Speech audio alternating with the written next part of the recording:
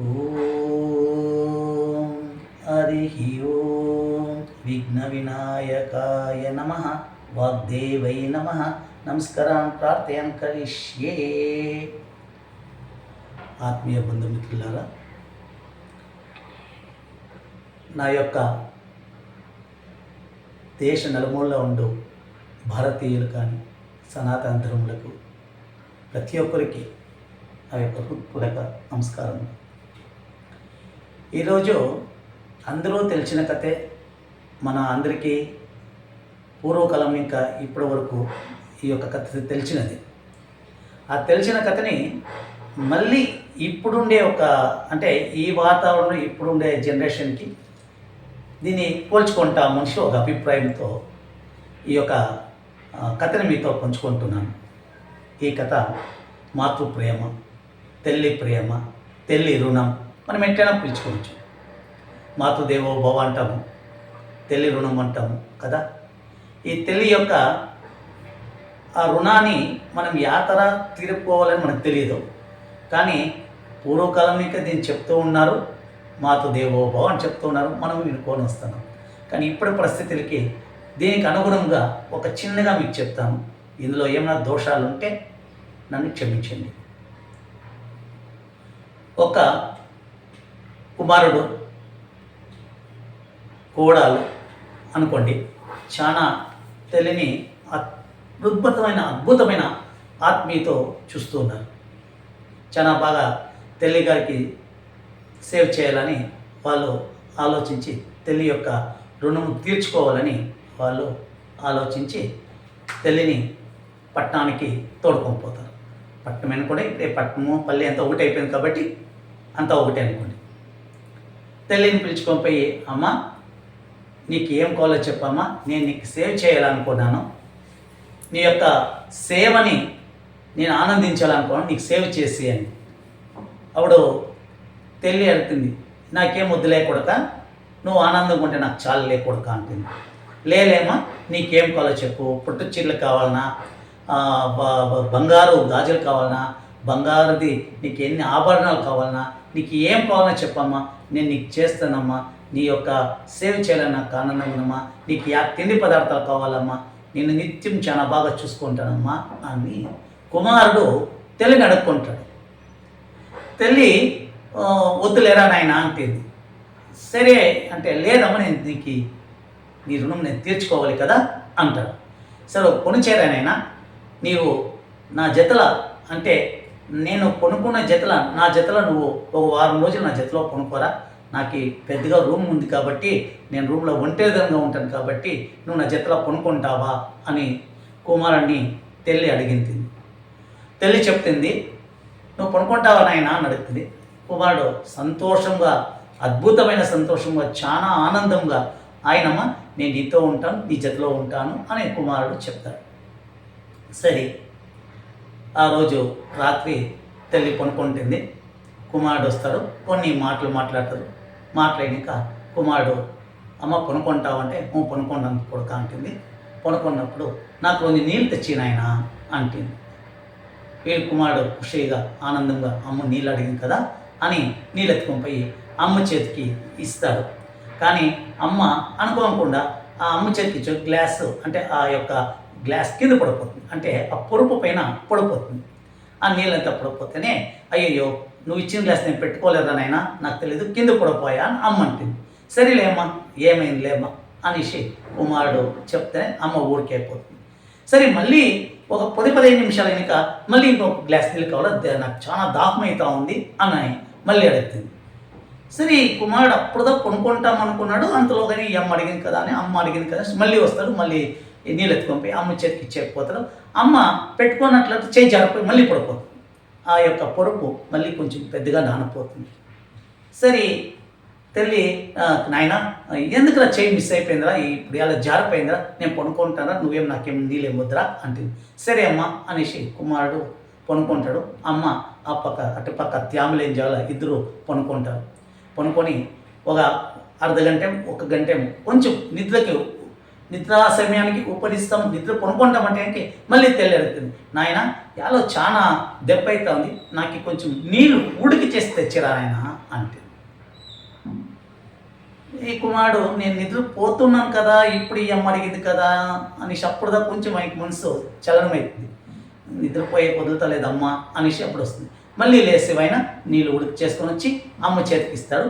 అమ్మ 4 గుటకలు తాకుతా తర్వాత గ్లాస్ మళ్ళీ కిందకి వదిలేస్తుంది. అంటే చేయి జారి పొడిపోతుంది కింద. పొడిపోయినప్పుడు ఆ పొరపంతా చాలా పెద్దగా త్యామైపోతుంది.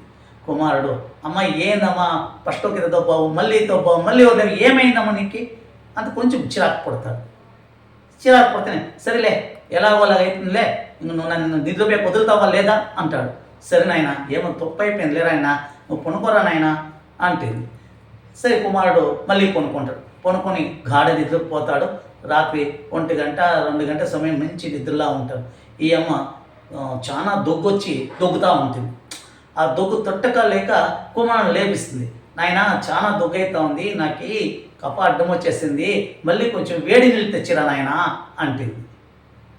వీడు అప్పటికే మంచి గాడి నిద్రలో ఉంటాడు కాబట్టి లేచి ఆ యొక్క నిద్రనంతా తొట్టుకొని లేచి మళ్ళీ పోయేవాడు ఆ యొక్క ఉడుకు నీళ్ళు చేసి ఆ ఉడుకు నీళ్ళు తెచ్చి అమ్మకి ఇస్తాడు.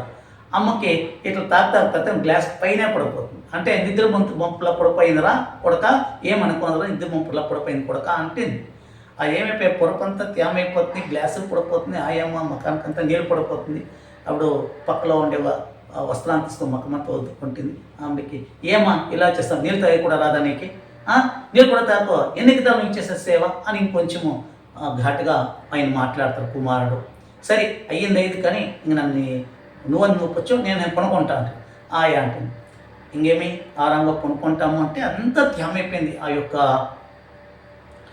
మనం కొనుక్కునే పొరుపు అంతా త్యామైపోయింది. ఆ పొరుపు అంతా త్యామైపోయినాక సరే ఎలాగో అలాగ సర్దుకొని కుమారుడు ఆమూల ఈ అమ్మ చిన్నదిగా ముడుచుకొని ఇక్కడ కొనుక్కుంటుంది. మళ్ళీ పడుకొని నిద్రపోతున్నాడు, ఆరామంగా నిద్రపోతున్నాడు, సంతోషంగా ఉన్నాడు అనుకుంటే ఏమో మళ్ళీ 4 గంటలు 5 గంటలు సుమారు మళ్ళీ ఒక మాట్లాడుతుంది, ఏమో మాట్లాడుతుంది, ఏమో చేస్తూ ఉంది, అర్థం కాదు అనే దీంట్లో భావంతో ఉంటుంది. మళ్ళీ కొడుకులేసి ఏమో ఇట్లు మాట్లాడుతున్నావు, ఏమేమో చేస్తున్నావు కదా, నాకు నిద్ర పట్టాలని వద్దా అని అడుగుతుంది. లేదా ఏమో ఒక నలుతుగా ఉంది, నాకు కొంచెం పాలేరా నాయనా అని అడుగుతుంది. ఇప్పుడు పాలు ఇచ్చాకెత్తున్నామా అంటాడు. లేదా కొంచెం మీరా చూడరా పాలు తెచ్చిరా అంటుంది. సరే ఆయా అనేసారు. పై పాలు చూసారు, పాలు కొంచెం ఉంటుంది, ఆ పాలు తెలికి తెచ్చిస్తాడు. ఆ తెలి తెచ్చిస్తే మళ్ళీ మొదటిలాగానే ఆ పాలు కింద పడిపోతుంది. ఆ కింద పడితే ఆ యొక్క కింద దీనిపైన అంటే నేలపైన పడి ఉంటుంది, నేల అంతా చెల్లిపోతుంది, చిందరవందరం అయిపోతుంది. మనకి కుమారునికి ఎక్కడ లేని కోపం వచ్చేస్తుంది. అంటే ఒక్క రోజులోనే ఇంత అవతారం అయిపోయిందా, ఎక్కడ లేని కోపం. ఏమ్మా బుద్ధి ఉందా, జ్ఞానం ఉందా నీకు, రాత్రి అంతా అలా చేస్తావు, రాత్రి పొనుకొని నన్ను వదిలే, నేను ఇప్పుడు నేను పొనుక్కోవాలి, నాకు ఎంత పొను ఉంది, ఇప్పుడు చూసే గ్లాస్ అంతా కిందకి వచ్చి చూడు పాలు ఎంత చెల్లిపోయింది, నేను దీనంతా ఒత్తలా చేయలే, ఎంత పొను నాకి, నీ కోడలు చూస్తే లోపల పొనుకోంది అని ఎక్కలేదు కొన్ని మాటలు మాట్లాడతావు. ఇది సహజం, ప్రతి ఒక్క ఇంట్లోనే ఉండేదే కదా, మన ఇంట్లో కూడా ఉండేదే కదా. ఈ యొక్క దీన్ని తెల్లి చెప్తుంది, రే కొడక ఒక్క రాత్రికే నువ్వు ఇలా అయిపోయినావు కదరా, ఒక్క రాత్రికి 4 తల లేపించి నీళ్ళు అడిగిన తలకి ఇలా అయిపోయినావు కదరా, ఒక్క రాత్రికి పాలు కింద పడిపోయినా నేను కూతురు పెడుతున్నావు కదరా, నేను చిన్నప్పుడు నీకు ఎంత కష్టపడి ఉంటానురా, నువ్వు జ్ఞాతి బిడ్డలో ఉన్నప్పుడు నువ్వు ఏడుస్తూ ఉన్నప్పుడు నా నిద్ర ఉందో లేదో తెలియదు నీకు పాలిస్తాను కదరా, నువ్వు ఎక్కడ కంటిరప్పు మీద ఏమైపోతుందంటే నా కన్నెరప్పు ముయ్యకుండా నేను చూసుకోవటాను కదరా, నువ్వు కొనుక్కున్నప్పుడు ఈ ఆ పొరపంతా ఉచ్చిపోసేంటే ఆ పొరప నీవు ఎక్కడ ఆ ఉచ్చిపైన కొనుక్కొని నీకు ఎక్కడ గుళ్ళు వచ్చేస్తుందో, నీ శరీరానికి ఎక్కడ తొందర అవుతుందనేసి నేను ఆ ఉచ్చిపైన కొనుక్కొని నీకు ఎక్కడ హెచ్చుగా ఉందో అక్కడ ఉండే పొరపులను తీసి నేను హెచ్చుగా పెంచాను కదా కొడక, అంటే నేను చేసిందే సేవల నువ్వు ఎంత మాత్రం కొడక చేసినావు, ఒక్క రోజుకి నీ వల్ల నన్ను చేసే కాలేదు అంటే నేను నిన్ను చేసి ఇంత పెద్దోని చేసి నిన్ను ఇంత దాని చేస్తే నువ్వు నాకు రుణం తెచ్చుకోనకైతున్నా కొడక, ఎవరు చేతనే కొడక, తల్లి రుణం తీర్పించుకోనికి ప్రపంచంలో దేవతల చేతన వేయలే, నరమానవుల చేతన వేయలే కొడక, తల్లి రుణం తెలితోనే ఉంటుంది నాయనా, ఇది శాశ్వతం నాయనా అని కొడుకుకి అమ్మ ఒక నీతి వాక్యం చెప్తుంది. మన ఇంట్లో కూడా ఇదే కదా, 10 మంది 12 మందిని పిల్లలను కనే అమ్మ ఆ 12 మందిను ఒక తల్లిని మనం చూసుకునేకైతుందా, కాదు. మానవ సహజం, ప్రకృతి సహజం. సాధ్యమైతే మన తల్లిని మనం బాగా చూసుకుంటాం. సాధ్యమైనంత వరకు మన చేతులు అయినంత వరకు మన అమ్మని మనం బాగా చూసుకుంటామా? మన ఇంట్లో ఉన్న అమ్మని మనం బాగా చూసుకుంటామా? మన వల్ల అయినంత అంత బాగా అమ్మని ఆనందపరుస్తామా? మన ఆనందమే తల్లి ఆనందం, తల్లి ఆనందమే మన ఆనందం. తల్లి కుమారుల బంధం భగవంతుడిచ్చిన రుణం. తల్లి రుణం తీర్చుకుంటామా? సర్వే జన సుఖినో భవంతు. శ్రీరామకృష్ణార్పణ మస్తు.